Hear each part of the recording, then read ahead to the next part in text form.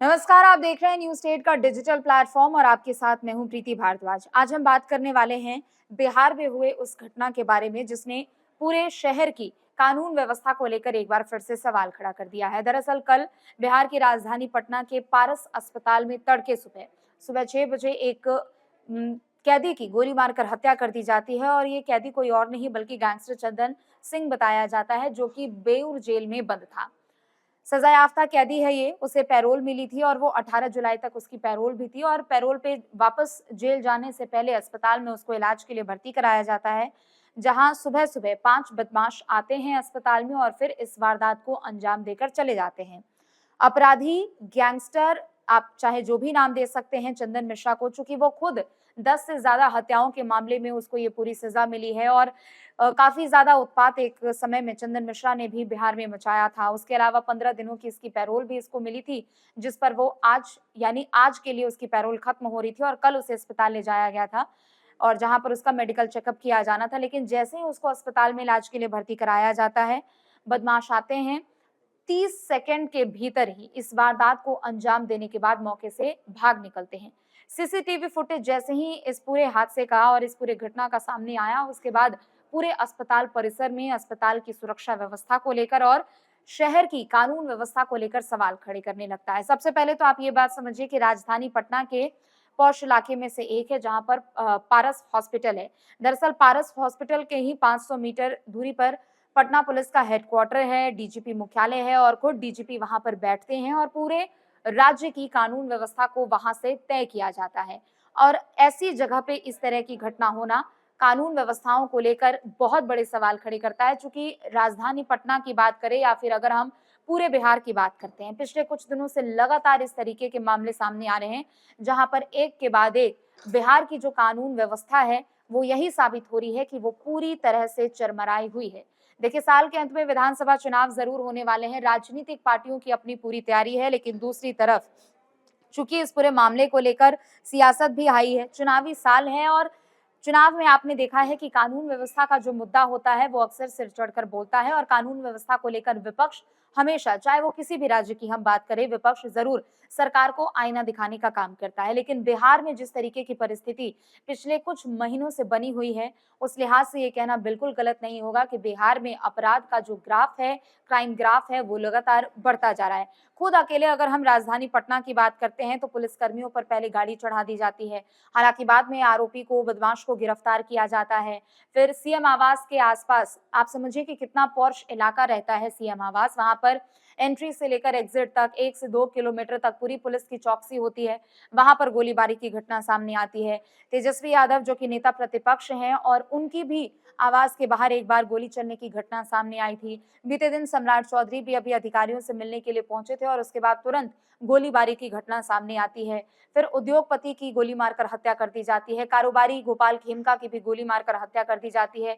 तो एक के बाद एक ये जो पूरी घटनाएं बिहार से निकलकर सामने आ रही है, वो ये जरूर सोचने पर मजबूर करती है कि क्या सच में बिहार में बहार है। लेकिन उन सबके उधर इस पूरी कार्रवाई को लेकर अगर हम बात करें तो देखिए, एसपी की भी ओर से, एसएसपी की भी ओर से और यहाँ तक कि जितने भी पुलिस के आला अधिकारी हैं उन सभी की ओर से इस मामले में जांच की बात कही गई है। सीसीटीवी फुटेज कल ही दरअसल सामने आया था।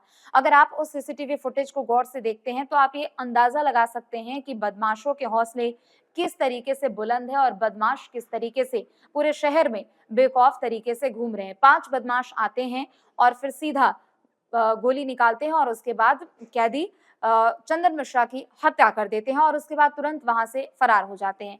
जो बॉडी लैंग्वेज बदमाशों का उस सीसीटीवी फुटेज में नजर आ रहा है, जो वीडियो में नजर आ रहा है, उसमें साफ तौर पर दिख रहा है कि बदमाश पूरे तरीके से बेखौफ हैं। लेकिन इन सबके पीछे क्या कारण हो सकते हैं, इसको लेकर भी पुलिस की टीम अब जांच पड़ताल करती हुई सामने दिख रही है। दूसरी तरफ अगर हम ये बात करें तो पुलिस काफी कुछ एंगल पर जांच पड़ताल कर रही है। पुलिस का कहना है कि हो सकता है कि चंदन मिश्रा के कुछ पुराने दुश्मन हो, उनकी ओर से इस वारदात को अंजाम दिया गया हो, या फिर हो सकता है कि चंदन इतने सालों से जेल में बंद था तो कुछ उसके जो दोस्त होंगे, कुछ उसके गैंग के साथी होंगे, वो उसके दुश्मन बन गए होंगे समय के साथ, तो उन्होंने इस वारदात को अंजाम दिया होगा। चंदन फेसबुक पर काफी ज्यादा एक्टिव था। समय समय पर वो परिवार वालों के साथ रील डालता था। तो ऐसे में जो उसके दोस्त दुश्मन बन चुके होंगे, उनके बीच में भी कानून को लेकर और जेल में अगर इस तरीके की सहूलियत मिल रही है, सुविधा मिल रही है, तो हो सकता है उसे लेकर भी उन लोगों के मन में कोई रंजिश हो, ताकि इसलिए इस वारदात को अंजाम दिया गया हो। वहीं एक और नाम भी सामने आ रहा है कि बक्सर के रहने वाले ओमकारनाथ उर्फ शेरू का हाथ इसमें हो सकता है। हालांकि जानकारी ये है कि ये सभी लोग पहले एक साथ काम किया करते थे और अपराध के जरिए जो कुछ भी होता था उसमें सब एक साथ रहते थे। हो सकता है कि लंबे समय से चूंकि चंदन मिश्रा जेल में बंद था, तो शेरू अब उनसे बदला लेने की, अब चंदन मिश्रा से बदले की कोशिश कर रहा होगा और उसी अ, रंजिश में वारदात को अंजाम दिया गया है। लेकिन पुलिस कई तथ्यों को देखिए ध्यान में रखकर इस पूरे मामले पर जांच पड़ताल करती हुई नजर आ रही है। सबसे पहले तो मैंने आपको बताया कि फेसबुक पर चंदन मिश्रा काफी ज्यादा एक्टिव था, अपने परिवार वालों के साथ फोटो वीडियो साझा करता था। तो ऐसे में बाकियों के मन में ये होगा कि जेल में भी उसे हाईटेक सुविधा मिल रही है, फोन चलाने की व्यवस्था वहां पर उसको मिल रही है। तो ऐसे में पुराने रंजिश को लेकर, आपसी रंजिश को लेकर यहाँ पर इस वारदात को अंजाम दिया होगा। दूसरा पहलू ये है कि डिस्चार्ज होने के बाद भी अस्पताल में रहना शेरू गैंग को एक तरीके से झटका लगा। आप समझिए कि 18 जुलाई को, यानी आज उसकी पैरोल खत्म हो रही थी, लेकिन पैरोल खत्म होने से एक दिन पहले उसकी हत्या कर दी जाती है।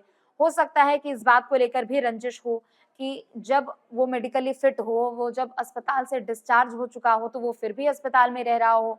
तो शेरू गैंग को इससे लगा होगा कि हो सकता है कि कहीं चंदन कुछ और खुलासा ना कर दे, जेल में रहने के दौरान किसी को कुछ बता ना दे। ये भी आशंका हो सकती है और इसे लेकर भी पुलिस जांच पड़ताल कर रही है। पुलिस का ये भी मानना है कि साथियों के मारे जाने में पुलिस को सूचना देने का भी शक है, क्योंकि एक पूरा ये गैंग था और ये लोग बिहार में एक समय में काफी ज्यादा उत्पात मचाते थे। तो हो सकता है कि चंदन जब से जेल में बंद होगा, जब उससे पूछताछ की गई होगी, तो उसने कई ऐसे लोगों के नाम बताए होंगे, अपने साथियों के भी नाम बताए होंगे, जिसके बाद उन पर तलवार लटकी हुई होगी, उनको अपनी गिरफ्तारी का डर सताने लगा होगा। तो उन्होंने सोचा कि इससे बढ़िया मौका हो नहीं सकता है, तो उन्होंने अस्पताल में ही जाकर इस वारदात को अंजाम दे दिया। पैरोल चूंकि उसे मिली थी और पैरोल मिलने से ये शक उन लोगों का और भी ज्यादा गहरा गया था और इसी वजह से वो लोग शायद ये चाह रहे होंगे कि यहीं पर वारदात को अंजाम दे दिया जाए, यहीं पर उसकी हत्या कर दी जाए। चूंकि ये शक उन लोगों को भी था कि पुलिस की ओर से या फिर जेल प्रशासन की ओर से उसे कई ऐसी सुविधाएं दी जा रही है, जिसके कारण वो कैदी की तरह नहीं बल्कि वीआईपी कैदी की तरह वो जेल में बेशक रह रहा हो। तो कई ऐसे पहलू हैं जिनको लेकर पुलिस की टीम अब जांच पड़ताल कर रही है।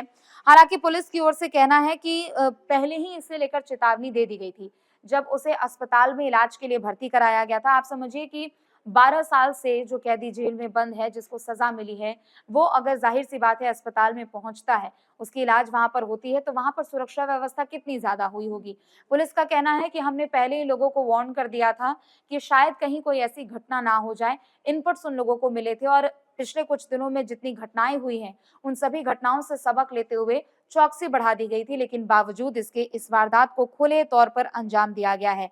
जब पारस अस्पताल में ये लोग पहुंचे थे, तो वहां जो आसपास लोग थे जिनके कमरे कैदी चंदन मिश्रा के कमरे से लगे हुए थे, वो लोग वहां पर अपने परिजनों का इलाज करवा रहे थे। उनसे भी जब पुलिस ने पूछताछ की, तो उनका कहना है कि 4 से 5 की संख्या में बदमाश आते हैं, अपने पॉकेट से पिस्टल निकालते हैं और वो आपस में बात करते हुए चले जाते हैं कि आज इसको इतने कम समय में मारना है, और फिर वो चिल्लाने की आवाज आ रही थी।